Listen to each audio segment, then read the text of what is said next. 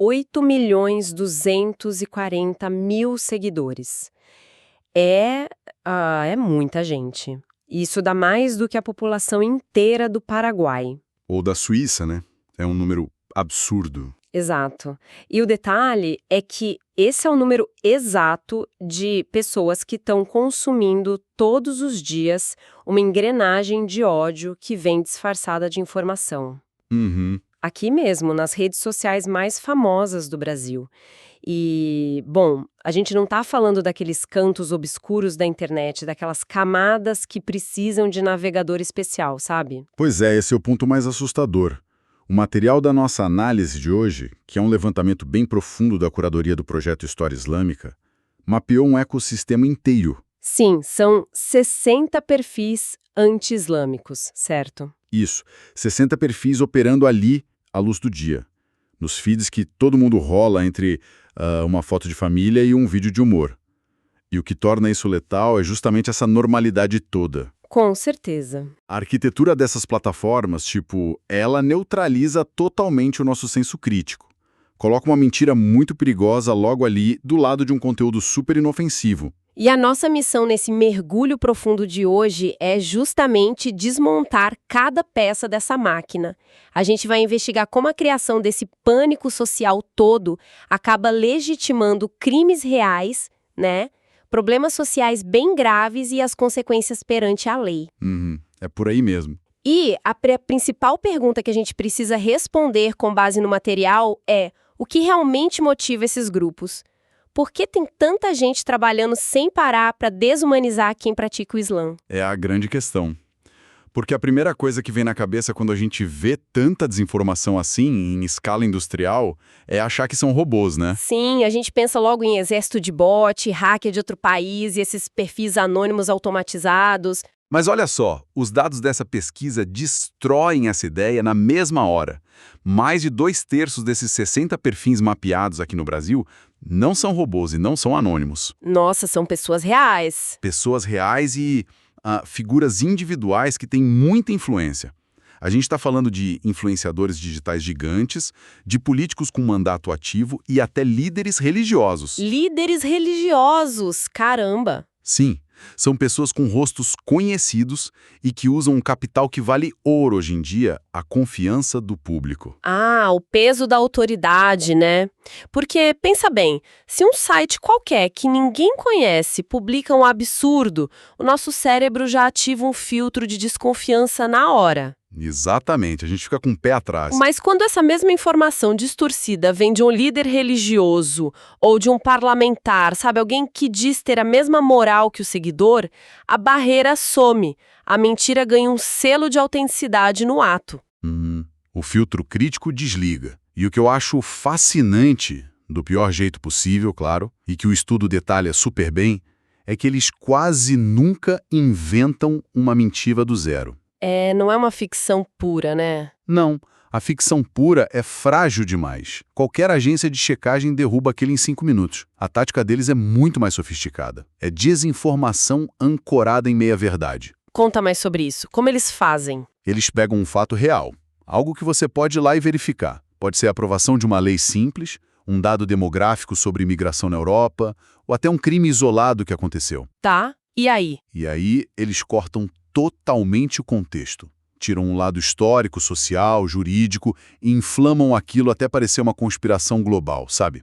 Uma ameaça contra os valores de quem está assistindo. É literalmente uma linha de montagem da indignação. A matéria-prima que entra na esteira é real e inofensiva, aí passa por várias máquinas de distorção, ganha uma embalagem de pânico moral e sai do outro lado pronta para aterrorizar. Nossa, analogia perfeita. É bem isso. E a jogada genial deles, claro, genial do ponto de vista do mal, né? É a negação plausível. Porque se alguém tenta desmentir, o criador do conteúdo aponta para o fato original e fala: ah, mas o documento da lei existe. Ou, mas o vídeo da briga é real. A semente de verdade vira um escudo protetor para aquela mentira gigante que eles criaram em volta. E o que joga gasolina nessa esteira toda é o apelo visual. Os vídeos, né? Sim, o levantamento mostra o uso massivo de imagens e vídeos extremos. E a psicologia explica isso. O nosso cérebro processa imagem de perigo muito mais rápido do que texto. Com certeza, impacto imediato. Então, um influenciador pega um vídeo de uma briga de rua em outro país, que nem tem a ver com religião, e bota uma legenda gritante sobre invasão muçulmana. Isso pula a nossa racionalidade. O objetivo não é te convencer com argumento. É sequestrar a sua emoção na hora. Exato. Sequestrar a amígdala cerebral da pessoa. Criar medo ou fúria antes mesmo que ela consiga pensar, peraí, isso faz sentido? E isso joga direto nas regras frias dos algoritmos, né? O medo, a revolta são as emoções que mais seguram a gente ali olhando para a tela. Retém a atenção como nada mais. E as redes não foram feitas para premiar o que é verdade, elas premiam quem prende a sua atenção. Mas assim, o documento também fala de um esquema de amplificação cruzada. Como que funciona isso na prática? Isso funciona através do efeito da verdade ilusória. É um ecossistema super calibrado. Começa com os perfis gigantes, os políticos, por exemplo, que jogam a narrativa de um jeito um pouco mais contido. Tá, eles soltam a isca. Isso. Aí vem a segunda camada. Uma rede de perfis de tamanho médio com uma linguagem bem mais agressiva e radical. Eles pegam a deixa e amplificam, tirando qualquer filtro que sobrou. Nossa! E a terceira camada é a saturação. Páginas de memes, grupos de WhatsApp, comunidades de ativistas focados em revolta diária, que inundam os feeds com esses recortes visuais chocantes. O efeito disso para quem está no celular deve ser devastador, porque pensa, a pessoa acorda, abre o app e vê o pastor falando de um perigo. Na hora do almoço, vê um político criando lei contra esse perigo. Exatamente, vai cercando a pessoa. E à noite, ela recebe um meme da família debochando da comunidade muçulmana. O cérebro cria um consenso falso na hora. Dá a ilusão de que o mundo todo está em alerta para a mesma coisa de forma independente. E a repetição, né? A repetição muda o que a gente acha que é real. Se a mentira chega de 5 fontes que parecem não ter ligação nenhuma no mesmo dia, o senso crítico da pessoa entra em colapso. Ela aceita aquilo como fato consumado. Mas vem cá, isso leva a gente para o ponto mais intrigante dessa pesquisa. Manter essa fábrica rodando desse jeito, coordenar perfil, editar vídeo, adaptar discurso o tempo todo, isso gasta tempo, gasta equipe, custa muito dinheiro. Custa demais. Então, por quê? Por que se dedicar tanto a isso? Porque até agora, quem está ouvindo a gente pode pensar que é puro preconceito religioso ou, sei lá, uma xenofobia ideológica cega. É o que parece na superfície. Mas os dados mostram um negócio muito mais cínico operando por trás. A análise financeira dessa rede revela que a islamofobia virou um modelo de negócios. Sério? Altamente escalável e lucrativo. A desumanização que eles fazem é só a isca. O conteúdo que dá aquele pico de medo na pessoa funciona como o topo de um funil de vendas, meticulosamente montado. Meu Deus! Então a ansiedade cria uma demanda por sobrevivência? Se o cara convence 1 milhão de seguidores de que a cultura deles ou a segurança dos filhos está sob uma ameaça islâmica iminente, ele cria um mar de pessoas desesperadas por uma solução. E olha a coincidência, a solução está num link logo abaixo do vídeo. O documento mostra como essa desinformação é a porta de entrada para a monetização. Eles vendem a cura para o veneno que eles mesmos deram. Nossa, que absurdo! E o que eles vendem exatamente? Várias coisas. Tem venda de livros para desmascarar o inimigo, cursos online de como defender seus valores, tem até assinatura paga em canais do Telegram, onde eles prometem contar a verdade sem censura por um valor mensal. Ou seja, esse ódio financia a vida de luxo e a infraestrutura tecnológica dessa galera. Mas além do dinheiro, tem outra moeda aí que vale tanto quanto, né? O poder eleitoral. Sem dúvida. A conversão também é política. Se um político inventa que existe um dragão, ele se apresenta como o único cavaleiro que pode matar esse dragão. Exato. E manter o público em estado de choque garante um rebanho fiel. Essas pessoas deixam de ser eleitores normais, que vão analisar projeto de economia ou saúde, e viram soldados numa guerra cultural imaginária. Soldados que votam de olho fechado em quem promete proteger eles daquela ameaça que nem existe. É uma matemática triste, mas muito eficaz. A verdade dos fatos não interessa para eles. O que sustenta o mandato e a conta bancária é manter o pânico. E é bom deixar bem claro que essa engrenagem funciona não importa quem aperte o botão. A fonte que a gente analisou foca mais em perfis ligados à direita e em movimentos conservadores, porque foi lá que essa rede específica criou raiz no Brasil hoje. Certo. Mas essa infraestrutura de inventar inimigo, dar susto, vender proteção e ganhar voto é uma tecnologia de manipulação de massa que não tem um partido só. O que ela busca é dinheiro e influência sem parar. E aqui a gente entra num território muito sombrio. Porque o perigo de tratar o ódio como produto não fica só na urna ou na planilha de vendas. Esse pânico, uma hora, transborda da tela. Ele acaba cobrando uma conta em vidas humanas. Pois é. A pesquisa traz relatórios cruciais da Bridge Initiative, lá da Universidade de Georgetown, e eles mostram que a violência física nunca é um surto do nada. Ela é o resultado de 3 etapas que são super documentadas. Quais são essas etapas? A Bridge Initiative explica assim: o primeiro estágio é normalizar o discurso agressivo. É a piada, o estereótipo, dizer que todo muçulmano é terrorista. Isso começa a ser aceito sob a desculpa de liberdade de expressão. Entendi. A barra vai baixando. Isso. O segundo estágio eleva essa versão para uma questão de sobrevivência. É o que eles chamam de construção de ameaça existencial. Eles convencem o público de que aquela minoria não quer só existir, quer destruir a maioria. O que leva para a terceira etapa, que é onde a moral da sociedade desmorona de vez a legitimação da violência como autodefesa. Isso muda o jogo todo, né? Muda. Porque quando a desumanização chega no topo, o agressor não acha que está cometendo um crime de ódio. Na cabeça dele, depois de ver milhares de posts, ele se acha a vítima resistindo a uma invasão. Exatamente. Ele romantiza a agressão, acha que está sendo herói defendendo a nação. A vítima na rua deixa de ser uma pessoa e vira só a imagem daquela ameaça inventada. E essa inversão na cabeça das pessoas é o motor do terrorismo doméstico hoje. O material traz exemplos bem pesados disso, né? Sim, a cronologia é assustadora. No Canadá, em 2017, um atirador entrou num centro islâmico em Quebec e matou 6 pessoas a sangue frio. E a polícia comprovou ele foi radicalizado online por discursos xenófobos iguaizinhos aos desses 60 perfis aqui. Meu Deus! E aí, em 2019, na Nova Zelândia, a coisa foi pior ainda.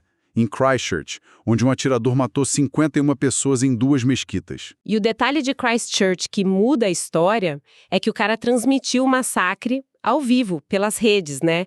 Como se fosse um influencer fazendo live para os seguidores. Isso.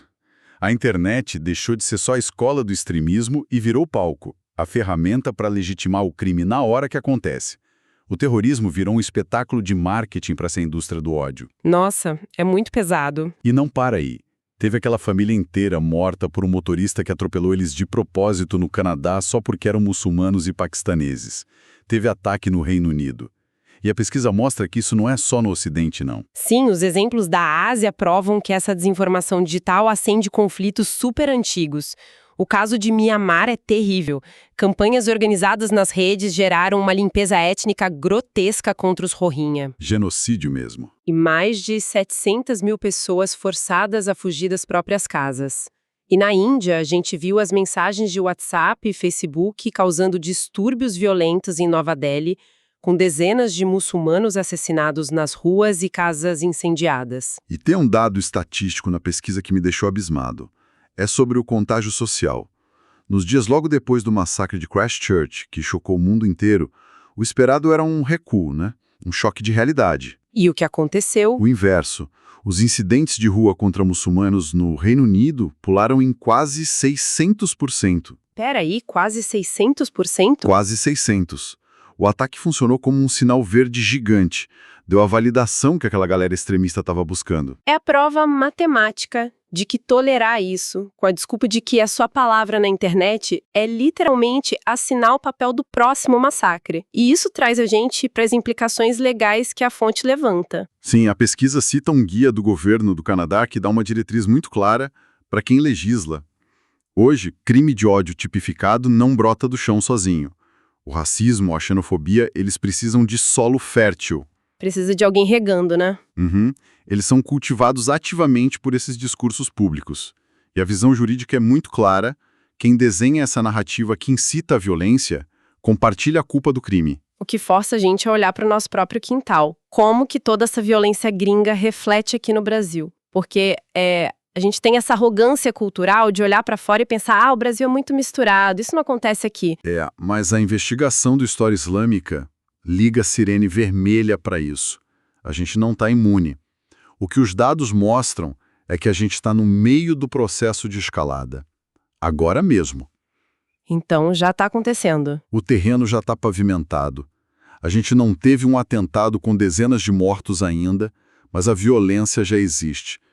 O estudo traz várias evidências de agressões físicas na rua, intimidações sérias e aumento da depredação de templos islâmicos no país. O ódio da tela já vazou para a calçada. E o mais covarde disso tudo é que tem um alvo principal aqui no Brasil, né? O material é bem direto, as maiores vítimas de hostilidade física são as mulheres muçulmanas que usam o hijab, o véu tradicional. E tem um motivo para focarem nelas, que liga direto com aquela coisa visual que a gente falou. O discurso de ódio precisa de um alvo que o agressor consiga ver de longe na rua. Tá, um marcador visual. Isso. Graças à propaganda massiva desses perfis, eles esvaziaram totalmente o sentido religioso do véu. Na cabeça do extremista, o hijab foi reempacotado como um uniforme de terrorismo. A mulher vira o avatar físico de tudo que disseram para ele odiar. É chocante a gente isolar o lado humano disso. Pensa, uma mulher no Brasil hoje decide exercer a fé dela, o que é um direito básico na Constituição, e coloca o hijab para ir no mercado ou na faculdade. Ela sai de casa sabendo que o corpo dela é um alvo. É viver sob ameaça constante. Exato. Ela carrega o peso de ser associada a coisas horríveis que ela mesma repudia. E tudo isso por quê?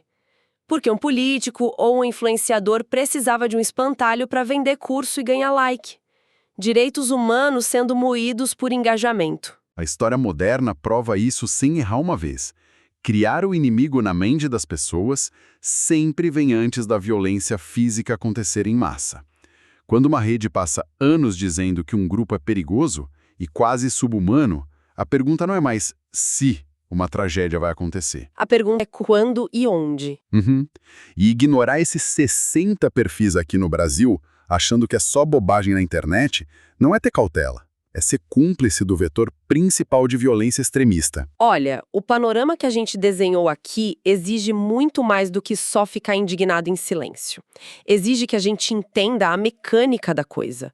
A gente viu como a linha de montagem pega fatos reais e cria verdades ilusórias na nossa mente. Sim, e vimos também a máquina de fazer dinheiro e voto por trás disso, vendendo solução para o medo que eles mesmos criaram. E entendemos como isso cruza o funil da internet e vira sangue na vida real. De massacres na Nova Zelândia e no Canadá, a agressões diárias e covardes contra mulheres de hijab aqui nas nossas ruas, a engrenagem está toda exposta. Isso deixa uma reflexão final pesada para o nosso mergulho profundo de hoje, para quem está acompanhando a gente. Manda ver. A investigação prova que desumanizar uma cultura não é um defeito da internet. É uma indústria bilionária que dá muito certo. E aí vem o dilema. A máquina do ódio precisa do engajamento humano para girar, mas roda em plataformas que têm donos, empresas privadas. Empresas de tecnologia gigantes. Isso. Se a gente sabe que o pânico gera o maior lucro possível para essas redes, até quando a sociedade vai tratar essas empresas como se fossem terrenos neutros? Se a gente não cobrar a responsabilidade de quem lucra distribuindo o algoritmo do ódio, a gente não está financiando em silêncio o palco para o próximo ataque. A fábrica só faz o que dá lucro para o dono, né? Fica aí essa reflexão angustiante sobre quem realmente ganha com o pânico e a nossa responsabilidade de não dar palco para isso. Pessoal, essa foi a nossa investigação de hoje. A gente se vê na próxima análise.